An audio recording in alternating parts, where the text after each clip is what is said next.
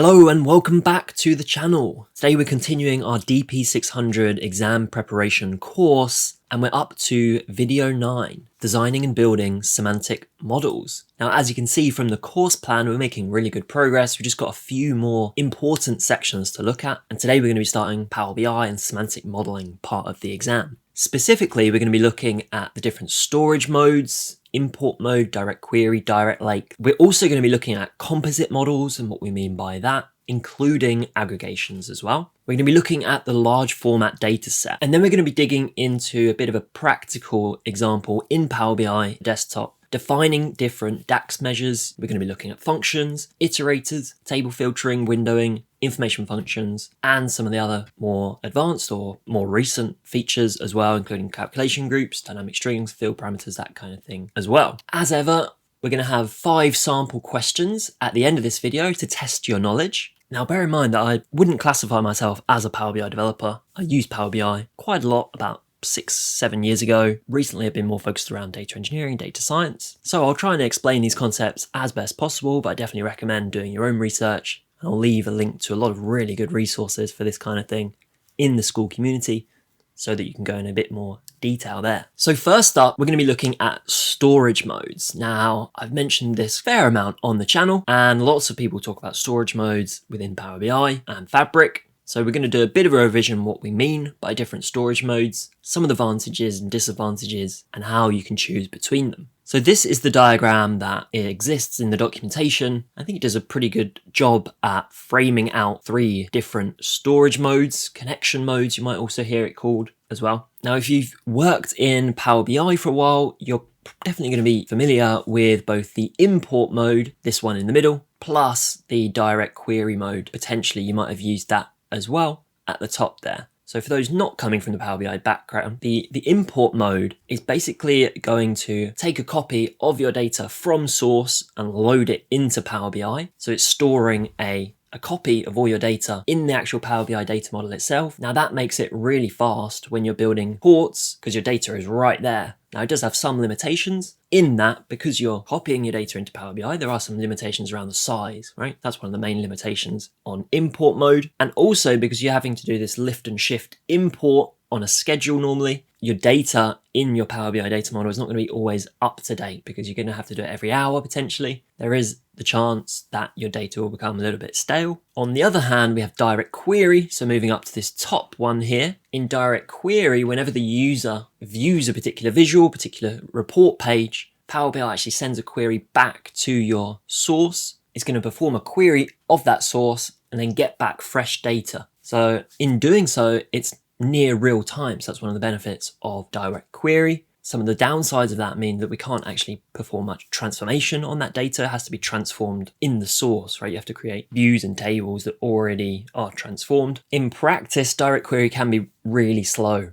because you've got to do that query every time you go back to the original data source. And for the user, they're sitting and waiting for their visuals to update every time you click a filter or you change the page. It's going to take time. It's going to be a pretty bad user experience. So the final one we've got here is the new one that came with Power BI. It's called Direct Lake. And Direct Lake creates a connection between what you create in your Power BI report and the underlying Parquet files. So it's going to read the Parquet files in your OneLake environment directly. So let's just have a look at potential reasons why you might want to choose import mode or Direct Lake mode or direct query mode. So some of the key considerations. Well, as we mentioned, for import mode, it's going to be really good when your data is small enough to fit within a Power BI data model, including large format semantic models, which we're going to talk about in a short while. Another good use case for import mode is when you want really good read performance in your dashboards, like interactivity and a good user experience for your dashboard users. When you don't have requirements for near real-time updates, and if you want to use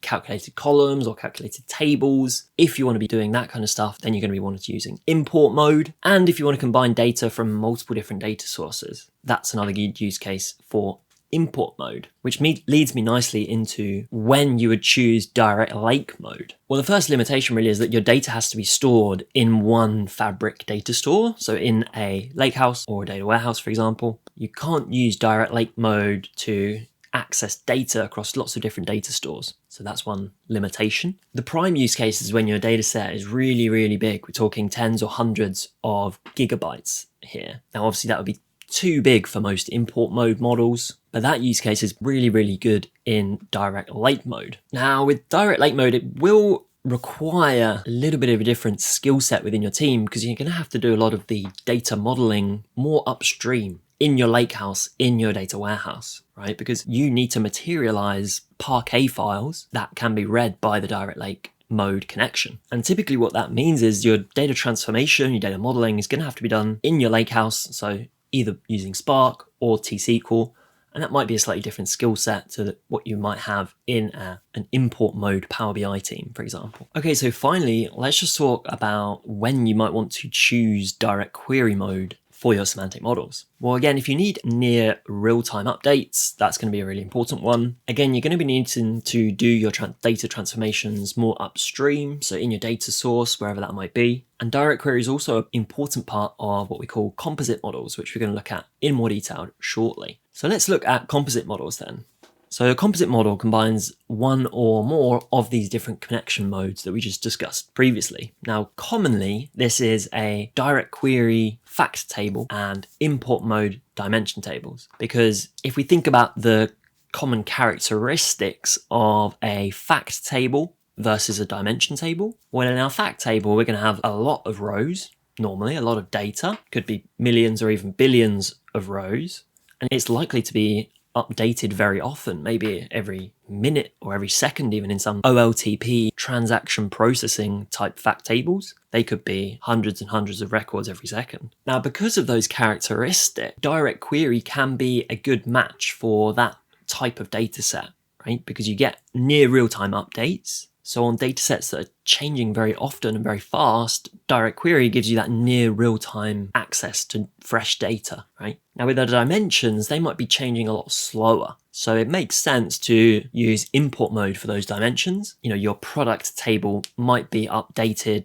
once per day, for example. So a direct query connection mode in that example wouldn't really make too much sense because you're going to lead to user experience issues on the front end for that table, and you're not going to be getting much benefit because the underlying data isn't really changing very often. Now, another benefit of composite models is that they provide a way to model many-to-many relationships without the need for bridge tables as well. So next up, we're going to look at aggregations. Now, in this context, we're talking about a specific Power BI feature for managing aggregation. And specifically what this feature does in Power BI is it takes a really large data set. It creates a aggregation, either automatically or user generated. You can assign the aggregation that you want to build, and then it caches the actual aggregation. So when you have really large data models, it can improve the performance because you're caching the aggregation rather than loading in, a really long fact table, for example. And because of that, they are often used in conjunction with composite models. Now, either you can create the actual aggregation itself in your data source and then just pull it into your Power BI data model, or you can bring it into Power BI and then use the Power Query engine to create an aggregation, which then gets loaded into your Power BI engine. Now, as I mentioned, there's two really types of aggregation. We have user-defined aggregations, and that's using the Manage Aggregations dialog in Power BI Desktop to define these aggregations for a specific aggregation column. And then you choose how you want to summarize. Do you want a min, a max, that kind of thing, plus the detailed table and detailed column properties. Now, if you have access to a premium subscription Power BI, then you also get automatic aggregations. And these are basically going to use machine learning to try and optimize direct query semantic models. And they're going to look for the best aggregation to improve performance. Another thing we need to be aware of for this part of the exam is the large format semantic model. Now, large format semantic models provide a highly compressed in-memory cache for optimized query performance, enabling fast user interactivity. So if you've got a semantic model that's perhaps bigger than 10, 20, 30 gigabytes, what you can do is you can convert that small format semantic model into a large format semantic model. It's going to apply this compression, this in-memory caching, that's going to improve the performance of those models. Now, it's not just models that are over 10 gigabytes in size where you might want to think about converting to a large format semantic model. In many cases, even below that kind of 10 gigabyte threshold, there's some benefits in converting to a large format semantic model. Firstly, you're going to get the performance benefits anyway. Secondly, it's commonly used when connecting to third-party tools via the XML endpoint. Now, another feature of large semantic models is on-demand loading. Now, if you've watched some of my previous videos, you know that direct lake connection mode also uses this on-demand loading. And what that means is that when a user is viewing a particular page in a report, they don't need the full dataset to be loaded into memory. On-demand loading has a look at the underlying Parquet files and only loads the required data that is needed to visualize the data that's being requested at that specific time. Now that can really improve performance again, but it's a feature that's shared between large format semantic models and the direct lake connection mode as well. Okay, so for the next part of this video, we're going to switch over to Power BI Desktop, and we're going to be using this to explain some of the key things that we need to know for this module in the exam. So we're going to be looking specifically at variables, iterators, table filtering, window functions, information functions, calculation groups, dynamic strings, and field parameters. And each of these different features and DAX expressions, I've got a little bit of an example just to talk you through the implementation, what that looks like. So let's start off with variables. Now, variables are very common in pretty much every programming language that exists. And DAX variables can help us avoid code repetition and also potentially improve the performance of your DAX code too. So here what we've done is we've created two variables, one called total revenue and one called total days. You notice the syntax here is to use VAR to declare it as a variable, and then it stores that result locally, and then you can use it later on in your DAX expression. Typically, you'll need to use a return statement as well when we specify these variables. And so in this example, we're declaring total revenue and total days as variables, and then we're using that in this return statement to give us the overall average revenue per day. Next, we're going to look at iterator functions, and iterator functions in Power BI basically enumerate through all of the rows in a table, and they perform some calculation depending on the specific iterator function that you choose, and then it's going to aggregate the result. Now, examples include SumX, CountX, AverageX. Most of them have this X afterwards. And here we've got a bit of an example here to showcase iterator functions, and we're using it in this cumulative measure. So we've got this cumulative revenue and we're doing SumX, okay? And we're using it on this filter. So what we're basically saying is for each of the rows in our date table, we're going to go one by one. And for each of them, we're going to increase the number of rows that are being filtered, right? So the first row, here we're basically comparing the current date or the date in the row that we're interested in with the max date, which on the first pass, when we're enumerating through this table, there's only going to be one row, the top row, right? And then we're calculating the sum of the revenue on that particular date.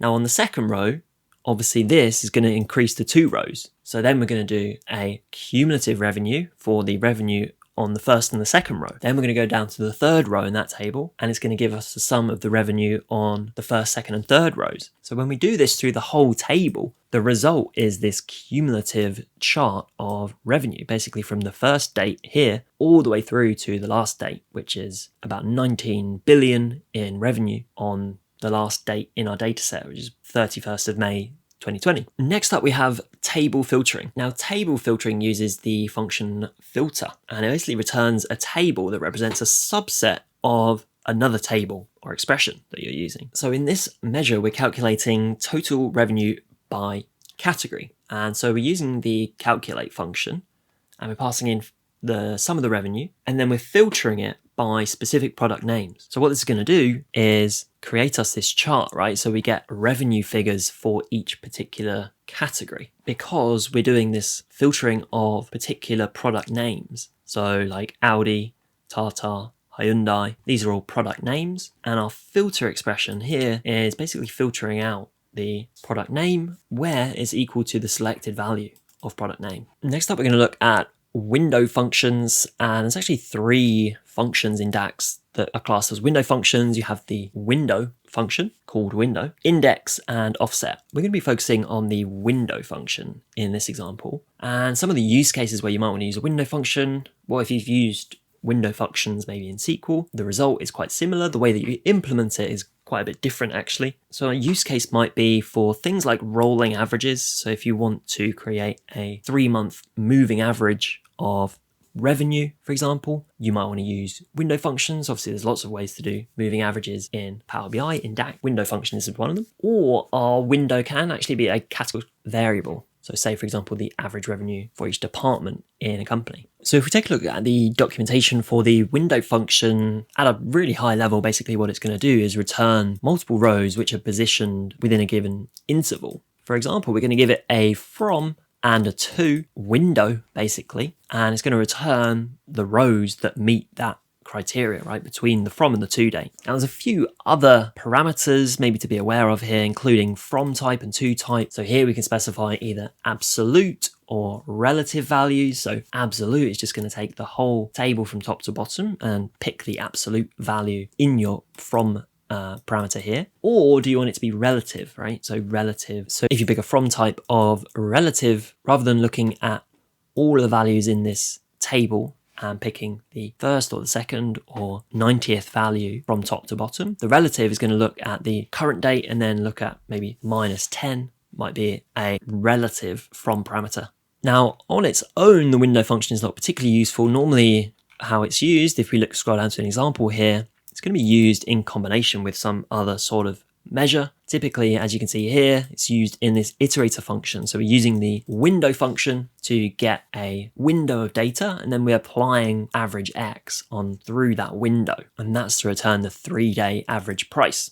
So that's a bit of an example of how you can use the window function in practice. So information functions are another class of functions that exist within the DAX language. And there's a lot of examples of information function. You've probably used them if you've used DAX before, like contains or contains string or has one value, or is blank, is error, selected measure, user principal name as well. It's basically going to check a particular value in your table and return depending on the information function that you use. Normally it's a Boolean value, but sometimes it's something else like user principal name. It's not actually looking in a table in that point, it's looking at your actual Power BI file and looking at the logged in user. So in this example here, we've got a table, very simple table of simple transactions, and we've got transaction IDs and some revenues, and we're using this function here is blank, which is an information function, and we're basically using it in an if statement. So if this is blank returns true, then obviously we're going to use no revenue recorded. If it returns false,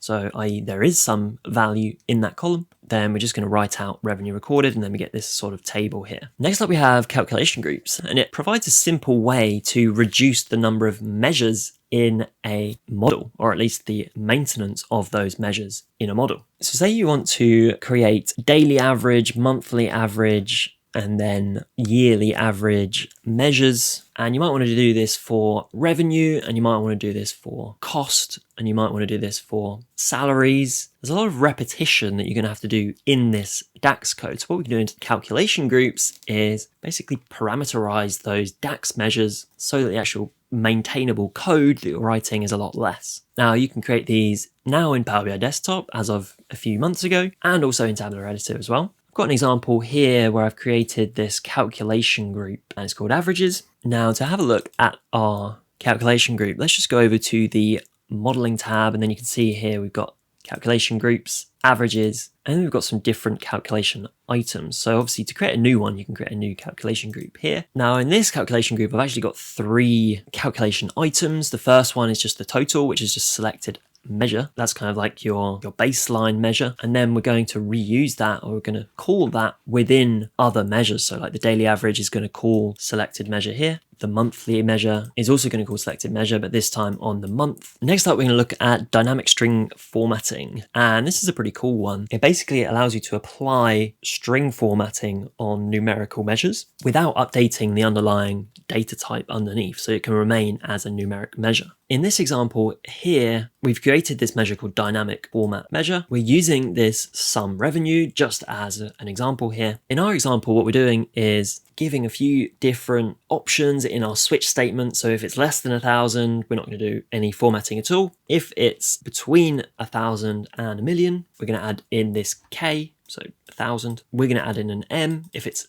in the million ranges, and billion if it's in the billion ranges, basically. Now, the benefit of this is that, well, in our tables and in our, this is just a card, it's going to show a much nicer presentation of that number, 524.6 million, rather than lots and lots of numbers. And the big benefit is that the difference between this and the modeling tab format string. So if we were to click on a specific revenue number here, for example, so we can maintain our format as whole number, but we're also formatting the presentation, right? And this is important, maintaining this format as whole number, because we might want to do something like visualize this data within a chart. So the final feature we are going to look at today in Power BI is these field parameters. And field parameters allow the report user, so the end user here who's going to be coming into your report, to select different categoric variables and also measures as well, kind of dynamically. So depending on the way in which they want to slice the data, you can set up field parameters to give them this flexibility. So in this example here, we've got a number of different parameters and we're looking at the revenue by different parameters. So currently we're looking at by location, but you might also want to look at by dealer or by country or by model or by product. And you're giving the end user the flexibility here to decide. Now, to set up field parameters, you can go to the modeling tab, new parameters fields. And in that way, you can set up a new field parameter, just give it a name and then pass in the different parameters that you want. Also rename them if you want here as well. And that's going to set up your field parameters. And then in the actual visuals, it's going to create this parameter. Maybe I could improve the naming here, but it's basically going to look like this. So it's just going to have this object here and it's going to say location is name of this. It's going to give it an index here, 0, 1, 2, 3, so that when you click on the filter, it's going to update the visual. And on the visual side, again, we've got on the y-axis just this parameter that we created and our measure that we want to visualize, so sum of revenue. Now in this instance, we've got our field parameter in the y-axis, but we could also have a field parameter for the revenue as well. Maybe you wanted to do sum of the revenue, average revenue, median revenue, whatever you would want, and you want to give the user flexibility to change these dynamically. So that's how you would do that there. Okay, so we've been through a lot in this video. Now let's test your knowledge of what we've been through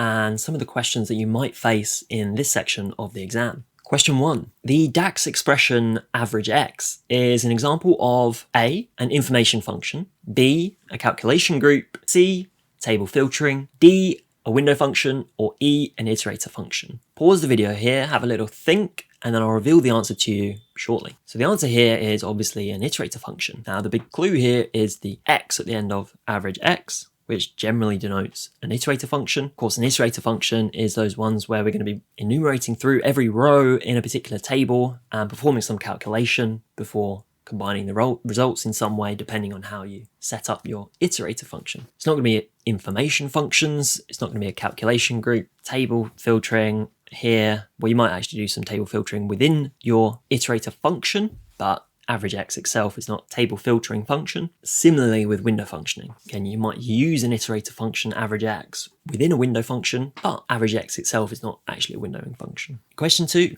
On-demand loading, i.e. loading only the data is needed for a particular query, is a feature of which two are the following. A, import mode, B, direct lake mode, C, direct query mode, D, large format semantic models, or E, the XMLA endpoint. So the answer here is B, direct lake mode, and D, large format semantic models. So we mentioned this when we were going through the slides. This feature, on-demand loading, is actually shared by two of these modes here. So direct lake mode, and also it's a feature included in large format semantic models as well. On-demand loading doesn't really make sense in import mode, because in import mode, we've got the full data set there for us to query anyway. Now you could argue that direct query mode, what it's actually doing is very similar to on-demand loading. Whenever you get a request for a query, you're actually going back to the data source and you're querying that data source directly and then loading in only the data that's needed, whatever comes back from that database query. But I do think there is a distinction between what direct query mode is doing and a specific feature called on-demand loading. And I do think these two are slightly separate. So although direct query does a similar job,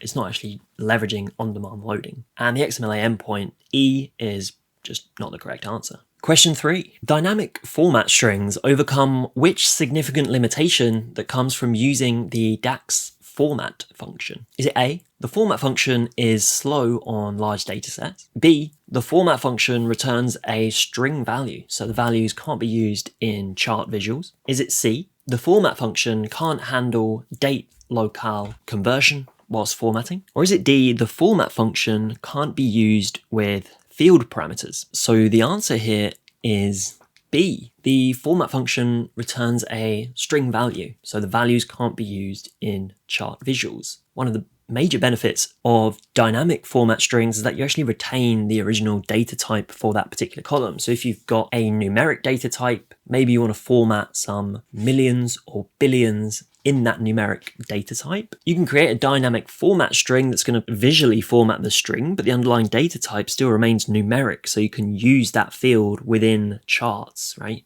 Maybe you want a time series chart. That wouldn't be possible if you used the format string, because that's going to return a string value and you can't visualize a string value in a chart like that. So the answer here is B. Question 4. The DAX expression selected measure is most likely found in the construction of which of the following? Is it A, a calculation item in a calculation group? B, field parameters? C, an iterator function? D, large format semantic models? Or E, a window function? Now the answer here is A, a calculation item as part of calculation groups. So as you remember, you need to have that selected measure. That's what makes it dynamic and parameterizable, let's say, is that selected measure expression. It's not part of field parameters or iterator functions or window functions. Large format semantic models, well, of course, you could have a calculation group within your large format semantic model, but the most likely place that you're going to find this, because it's pretty much necessary, is in that calculation item when you're creating calculation groups. Question 5, which of the following is an irreversible operation, which means it can't be changed afterwards, right? You can't go backwards. Is it A, changing the cross-filtering of a relationship to bidirectional? B, changing the storage mode of a table to import? C, naming a calculation group? D, converting a semantic model into a large format semantic model? C, creating a window function? So the answer here is B, changing the storage mode of a table to import mode. Now this assumes that the original storage mode of that table was direct query. And if we're moving it back to import mode, that is an irreversible operation. I'll leave a link to the documentation there that kind of specifies where that's the case. Obviously with A, the cross-filtering of a relationship to bidirectional, we can change the cross-filtering, that's not a problem, of a particular relationship. We can also rename calculation groups. Creating a window function doesn't particularly make sense because of course you can just delete the window function or delete the measure. Now converting a semantic model into a large format semantic model is an interesting one. Now, I was under the impression that this also was an irreversible operation, but then when I was actually going to research it and test it out, I could actually convert a large format semantic model back into a small semantic model. So for that reason, I've included it as false, but let me know if you think that D is also a correct answer for this question. Congratulations, that's the first part of the semantic modeling section of this exam complete. In the next lesson, we're going to be looking at model optimization and security. So make sure you click here to join us for the next lesson. I'll see you there.